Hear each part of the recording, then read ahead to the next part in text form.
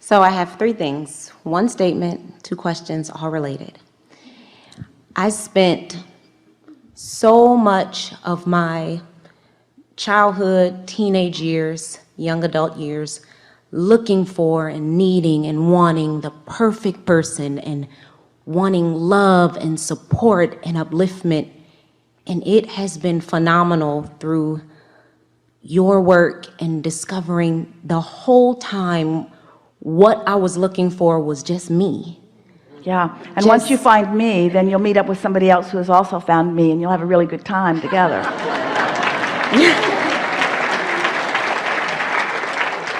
And that goes right into my next question.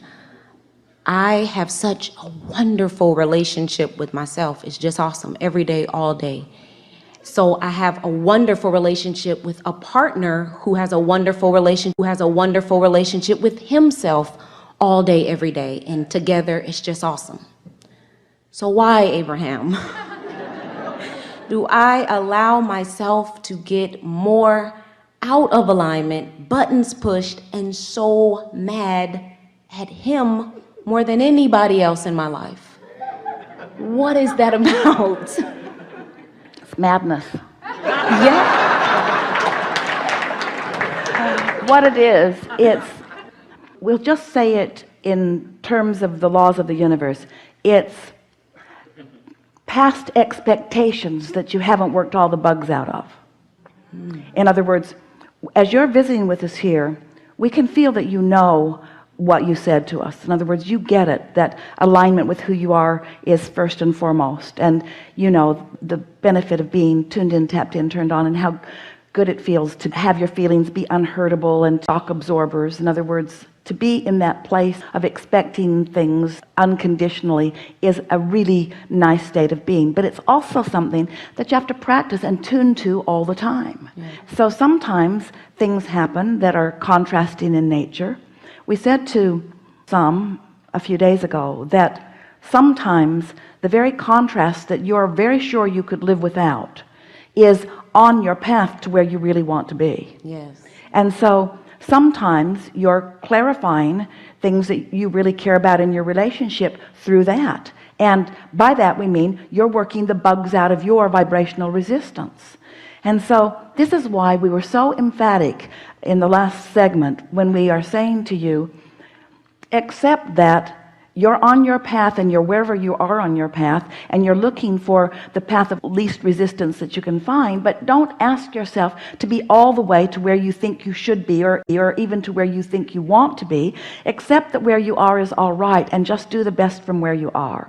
So that means that questions like that, questions like Esther could say, why did I not have the presence of mind to realize that I was booking an airline flight 12 hours off? And we want to say, what difference does it make when everything smooths out along the way anyway? Don't hold yourself to any standard at any point in time. Don't go back ever and second guess yourself or judge yourself. Instead, say to yourself, I've been following the path of least resistance all along the way, and by following the path of least resistance, what that really means is finding a vibrational stance within myself that allows me to be the clearer receptor of more guidance, and just have fun becoming more and more and more and more clear.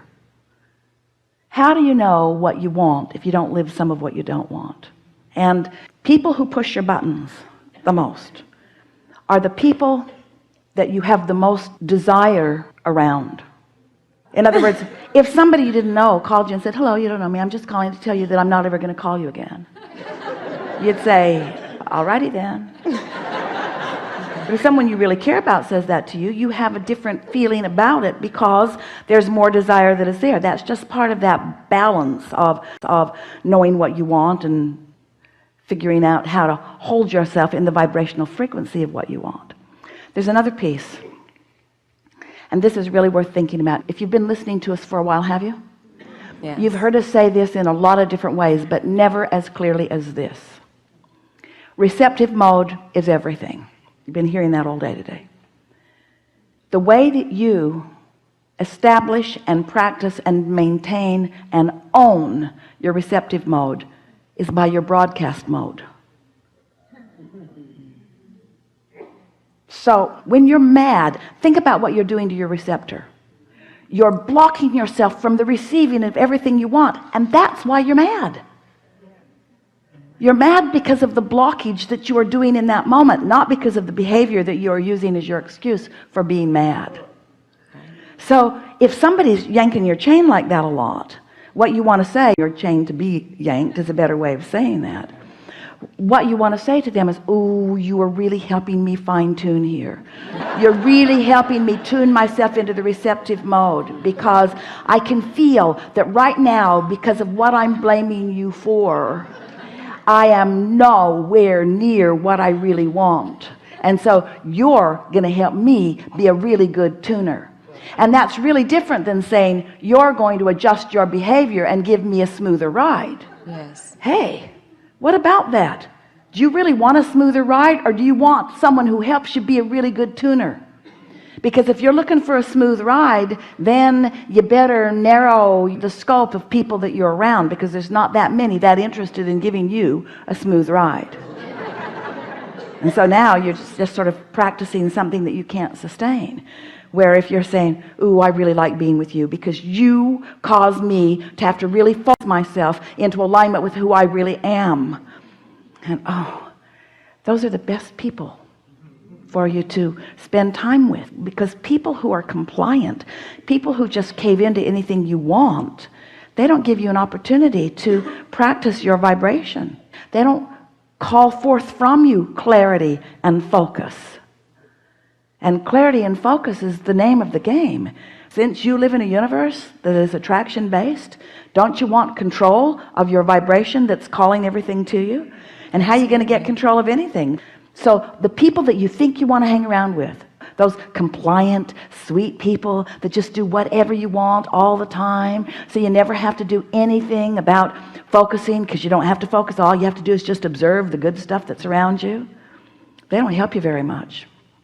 Pretty soon your world gets really, really, really small, and before long they get really, really, really resentful that they have to be so really, really, really good to hold you in a place of feeling really, really, really good. Stop doing that to your kids. Let them be who they are while you figure out who you are. Yeah. Perfect. Yeah. Okay.